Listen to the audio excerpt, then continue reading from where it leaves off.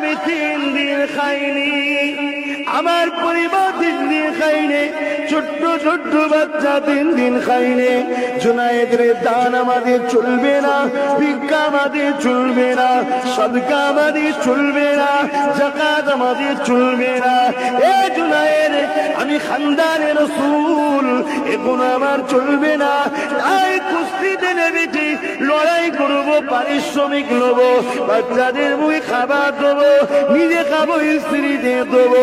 জুনায়েদ রে, যদি সহযোগিতার হাত বাড়িয়ে দাও, কাল কিয়ামতের ময়দানে পিপাসায় যদি বুক ফেটে যাবে, নানা জানকে বলে আমি কৌসারের পানি পান করাবো।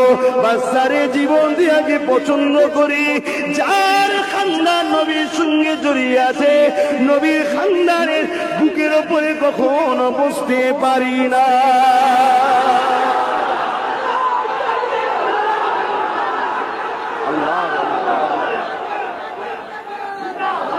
ইতিহাসের পাতা সাক্ষী দিচ্ছে, এক বিশ্ববিখ্যাত পালোয়ান ছিল হযরতে জুনায়েদ বাগদাদি।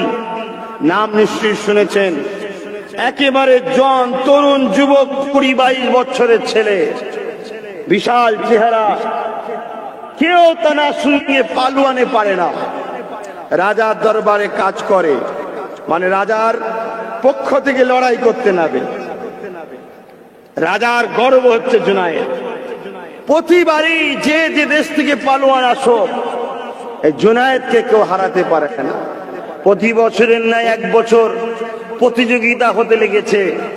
ওই প্রতিযোগিতায় দেখা যাচ্ছে জুনায়েদ প্রতিযোগিতায় নামবে রাজার পক্ষ থেকে। এমন সময় দেখা যায় একটা গরিব, দুবলা, রুগা পাটকা, ক্ষুধার্ত মানুষ, চুলগুলো উস্কো খুস্কো, ধুলোবালি জামা মাখা অবস্থায় এসে নাম এন্ট্রি করছে যে আমার নাম লিখুন। যে নাম লিখছে সে ভাবছে তোমার কি মরা শখ গেছে? জুনায়েদের সঙ্গে বড় বড় বক্সার পালোয়ানরা পারেনি, তুমি নাম লিখছো? আরে বলছি লিখুন না। লিখেছে। খেলা শুরু হবে, গ্যালারি স্টেডিয়ামে লোক ভর্তি। জুনায়েদ নেমেছে, বিশাল পালোয়ান, যেন মনে হচ্ছে হাতির পাশে মশা। রুগা পাটকা দুবলা ছেলেটা নাচছে, সবাই গ্যালারিতে হো হো করে আনন্দ করছে, মজা করছে। যে কে রে, এ কি জানেনি জুনায়েদ সম্বন্ধে? কেন মরা শখ গেল? নানা রকম কথা বলছে, ও কিছুই বলেনি। রেফারি কানে কানে এসে বলছে তুমি কেন এসেছো? না আমি খেলবো জুনায়েদের সাথে। হ্যাঁ, তবে শুরু করার আগে আমি জুনায়েদের কানে কানে কিছু বলবো। পারমিশন নিয়ে কানে কানে কি বলে দিল বিড়বিড় করে। জুনায়েদ কোনো দিকে আর তাকায়নি, লাফায়ও নে, হাত বডি বিল্ডারও দেখায়নি, আদবের সাথে নত হয়ে দাঁড়িয়ে আছে। রেফারি সিটি বাজালো, হালকা ধাক্কা দিল, বসে গেল জুনায়েদের বুকের ওপরে। সেই রুগা পাটকা ছেলেটা বসে আছে। জুনায়েদ একবার তাকে ফেলারও চেষ্টা করেনি, কিছুই করেনি, শুধু তার মুখের দিকে চেয়েই আছে। বলুন সুবহানাল্লাহ। রাজার মাথা গরম, কি বিপর্যুতি, সব রাজ্যে খবর চলে যাবে রাজা হেরে গেছে। আর একটা রুগা পাটকার কাছে রাজার বেজ্জতি শুরু। রাজাদের মিজাজ, এই বেরো দরবার থেকে, জুনায়েদকে বার করে দিয়েছে। তিনি পুরস্কার নিয়ে তো চলে গেছে। জুনায়েদ রাত্রিরে থাকবে কোথা, খাবে কোথা, কি হবে, অন্য তো কোনো কাজ নেই। রাজার দরবারে তো থাকে। হেঁটে হেঁটে হেঁটে খিদে লেগেছে, রাত হয়ে গেছে, এক গাছতলায় যে হেলান দিয়ে বসে আছে, ঘুমিয়ে পড়েছে। যখনই ঘুমিয়েছে, খবে আল্লাহ রসুলের দিদার হচ্ছে। জোরে বলুন মোহাব্বত কাকে বলে? দেখুনি বাবা,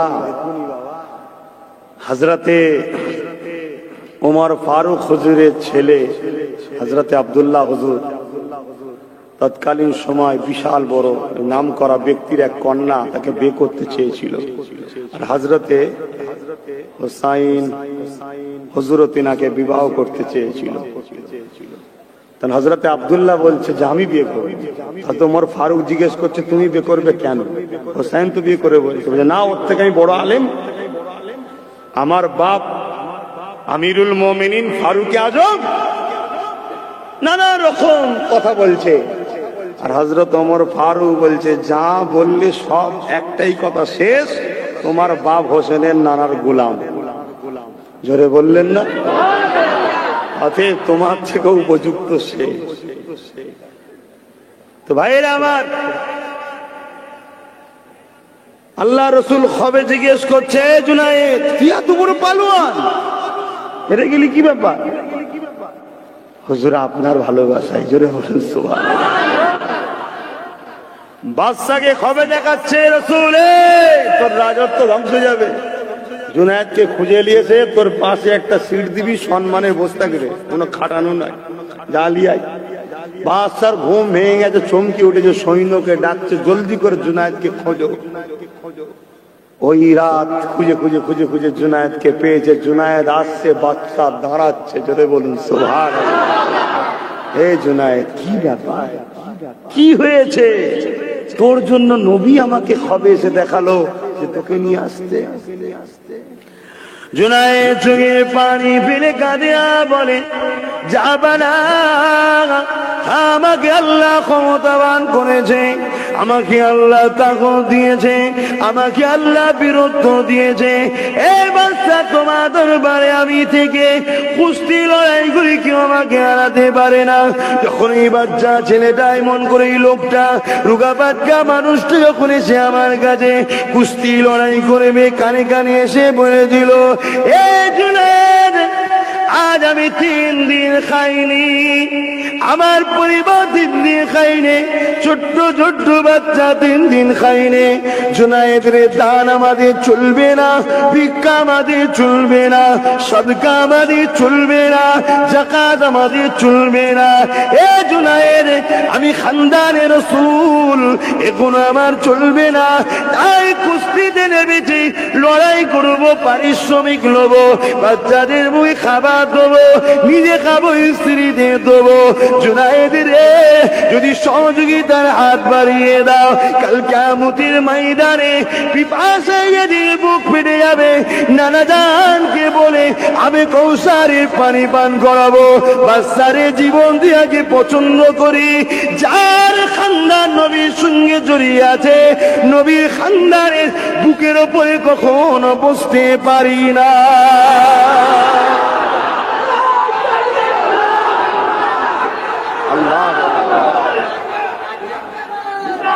ভাইরা আমার, দুনিয়াদারি করতে হবে, সবটার প্রয়োজন আছে। করতে গিয়ে খানদানে রসুলের সঙ্গে দুশ্মনী করে ফেলবেন না।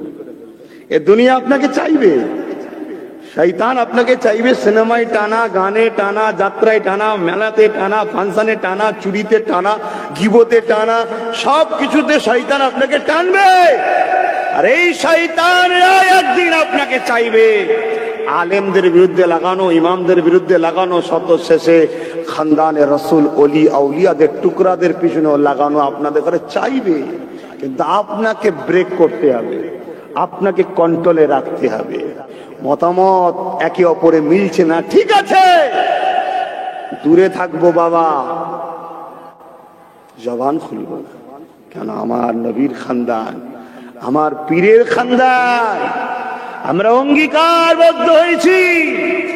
জিন্দেগি আল্লাহ দিয়েছে মুস্তাফা জানে রহমতের গোলামি করার জন্য। কেননা কোরআন জানাচ্ছে, মা আতাকুমুর রাসূল ফাখুযুহু ওয়া মা নাহাকুম আনহু ফান্তাহু। রাসূলের আদেশকে মেনে নে, নবীর নিষেধকে ছেড়ে দে, এই গোলামিতেই তোর নাজাত আছে। জোরে বলুন সুবহানাল্লাহ।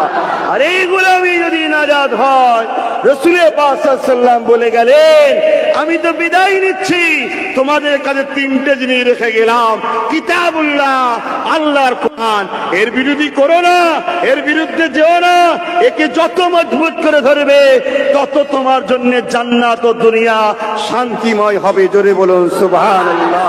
ও সুন্নাতে রাসূলি, অর্থাৎ কোরআনের ব্যাখ্যা, রাসূলের সুন্নাত, যেটাকে হাদিস বলা হয়। নবী যা করেছে কোরআন অনুযায়ী করেছে, এবং ও আহলে বাইতি, আমি রাসূল, আমার আহাল, আমার পরিবার, তারই ব্যাখ্যা আব্দুল্লাহ ইবনে ওমর থেকে রায়াত, কোরআনের সন্তানের নেতৃত্ব। কথা বুঝে আসছে না? নাই? অতএব যুগে যুগে যখনই মানুষ বিপদে পড়েছে, অশান্তির মধ্যে জড়িয়েছে, মসজিদের উপরে জুলুম হয়েছে, মাদ্রাসার উপরে জুলুম হয়েছে, হাফিজদেরকে কতল করা হয়েছে, আলেমদের ঘরে মিটানো হয়েছে, মা বেটিদের ইজ্জত নিয়ে খেলা করা হয়েছে। যুগে যুগে তখনই অত্যাচার জুলুমের স্ট্রিম লড়া চলেছে। কোনো না কোনো খানদানে রাসূলের নেতৃত্বে আমার আল্লাহ ওই জালিমদের হাত থেকে পৃথিবীর মানুষকে মুক্তি শান্তির রাস্তা বার করে দিয়েছে। জোরে বলুন সুবহান। অতএব বাপ ভাইরা বলে যায়, চুপ থাকো। পছন্দ নয় আব্বাস সিদ্দিকী, পছন্দ নয় অমুক সিদ্দিকী, দূরে থাকো, চুপ থাকো। দাদাগিরি বেশি দিন চলবে না। ফেরাউনকে যে দেখে আসো মিশরে,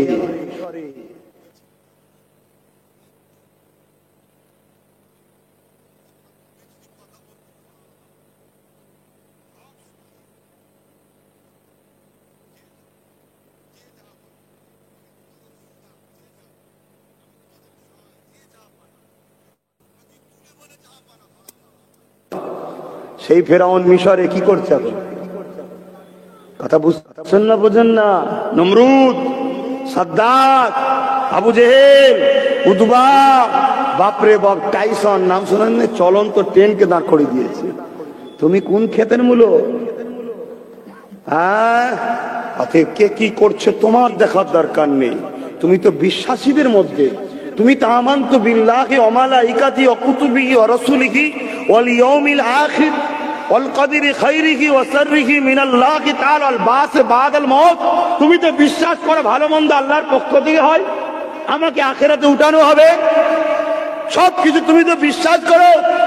তাহলে সবার সাথে তোমার চাল চলন আলাদা। অন্য কে কি করছে, কে কি বলছে, তুমি কেন বলবে? তুমি তো ব্যালেন্সে থাকবে না। বাবা, আমার দাদা হুজুরের খানদান, আমার পীরের বাচ্চা ভুল করছে, আল্লাহর কাছে জবাব দেবে। হতে পারে তার চতুর্দিকে পাহারাদার কোনো বড় মজবুত আছে, ঘিরে নিয়ে পার করে দিতে পারে যে আল্লাহ মাফ করে দেন, আল্লাহ মাফ করে। তোর কি আছে? হ্যাঁ, তোর কি আছে ভাই? খারাপ লাগছে নাকি আমার কথা? খবরদার, কারো পাল্লাই পড়ে ভালো না লাগে চুপ থাকবে। বিয়াদবি করতে যাবে না, কথা কাটাকাটি করতে যাবে না। আর ভালোবেসে অনেকে আমার সাথে আসো দেখেছি, অনেকে দেখা যায় ভিড়ের মধ্যে গায়ে গা লেগে যায়, পায়ে কি বলে, পায়ে, তোমার পা আমার পায়ে লেগে যাচ্ছে। দূরে থাকবে। সব ঠিক আছে, মহব্বতে 1 কেজি চিনি 1 গ্লাস পানিতে গুলে খাওয়ানোর নাম মহব্বত নয়। অতএব ব্যালেন্সে থাকো। হ্যাঁ, ভুলে যেওনি নাজমুস সাআদাত নওহুজুর পীর কেবলা সাহেবজাদা, নাম বলছি না, সাহেবজাদা, ছোট্ট বাচ্চা তখন, 3 দিন ইসালে সওয়াব, গেঞ্জি আর গাটার দিয়া পায়জামা পরে বাইরে বেরিয়েছে। কয়েকজন দাদা হুজুরের মুরিদ 3 দিন ইসাল সাহেব এসেছে। একজন বলছিলেন নওহুজুরের ছেলে, আর একজন শুধু মনে মনে বলছে হুজুরের ছেলের মাথায় টুপি নেই, গেঞ্জি আর গাটার দিয়া পায়জামা পরে। এরা বাচ্চারা থাকে না, থাকে না? আজকে সুতির সব পায়জামা বেরিয়েছে না, মনে বলেছে। কিছুক্ষণ পরে সেই লোকটার গায়ের জামা ধরে টানছে, সে চেয়ে দেখছে মাথায় টুপি দিয়ে পায়জামা পাঞ্জাবি পরে, বলছে এবার ঠিক আছে। এটা হলো আবু বকর সিদ্দিকের খুন। আচ্ছা বাপ ভাইয়েরা, আমি অনুরোধ করছি, আল্লাহর রাস্তে ভালোবাসি বুঝাচ্ছি, কারো সমালোচনা করো না। যদি আমার বিরুদ্ধে কেউ বলে তুমি আমার ভালোবাসো বলছো, তাহলে আমার কথা শুনবে না, কারো সমালোচনা করবে না। চুপ, পুরো পুরো চুপ। ভালো লাগছে না, বুঝে গেছো, দূরে থাকো, দূরে থাকো। মা বাপের কাছ থেকে বেশি গুরুত্ব দিয়ে আবার বেশি জড়াজড়ি করা খারাপ। ফট করে গায়ে পা লেগে গেলে ধ্বংস হতে পারে। একটু দূরে থাকা ভালো। সম্মানের জায়গায় সম্মান রাখো। অতএব ভাই, আজ হুজুরের জলসায় আজান দিয়েছে। আমি এই যে মাহফিল হচ্ছে অলির দরবার, কাগজ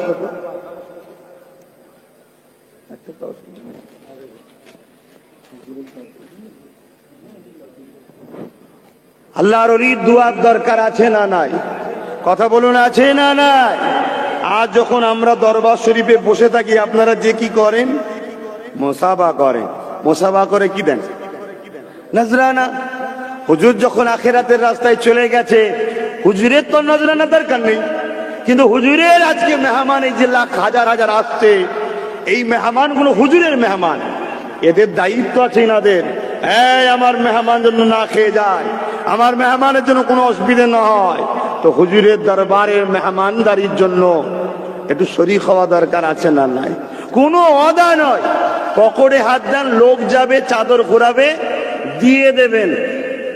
পকেটে হাত দেন, লোক যাবে চাদর ঘোরাবেন, দিয়ে দেবেন। দেওয়া হয়ে গেলে বলবেন, আমি একটা ছোট হুজুর পীর কেবলার কথা বলবো। শুনতে অসুবিধা আছে? তিনিও তো আল্লাহর ওলি, এটা আল্লাহর ওলির কথা বলবো, ছোট হুজুরের। কিন্তু লোক যাচ্ছে, দিয়ে দেন, একটু বেশি লোক না ভাই, আপনারাও যান না, লাগেন হোক করে।